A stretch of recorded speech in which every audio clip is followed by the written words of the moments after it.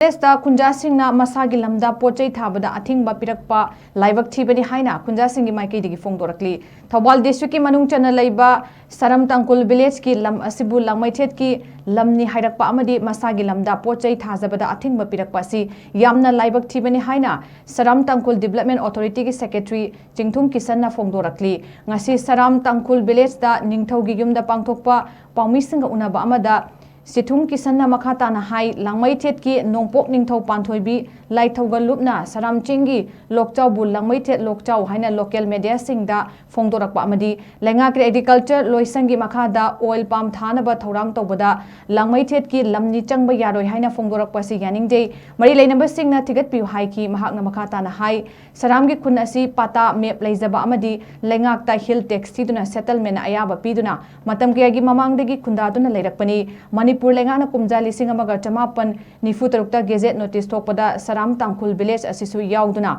manipur lengana khul ama leire haibagi ayaba piduna leirabani hairaduna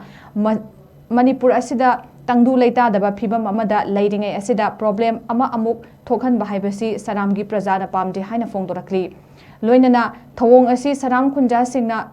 Thorang Khunja Singbu tanbaga manai haina pendaba phongdorakli ngasigi pawmisinga unaba aduda Saram Tangkhul village ki committee ki members sing amadi Khunja Singsu sarukyaki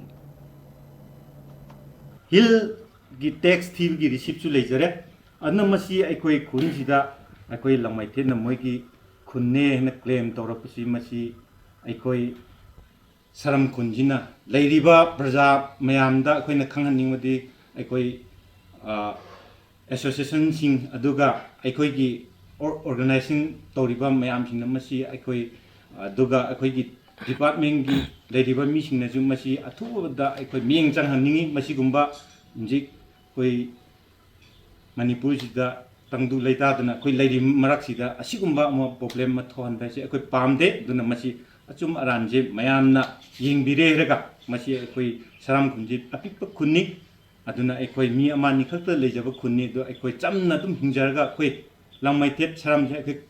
dum aikoi koiraga chaminabni aduda aikoi hunjigi agri department gi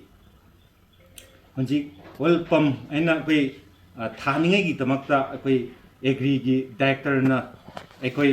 khabar da nuti gi notice thorak tuna koi khabar da thingnaramgani masi farmer singna masi gi kana bachi lobio masi gi oil palm che tharaga farmer singina kana ba lobio haina nuti gi director na dum khabar da notice habini aduda aikoi gi lamsida aikoina pot ama thaba adu aikoina koijaraga lamai thunna koiba yaroi noi masida changba yaroi haina aikoida athingba pirakpa chi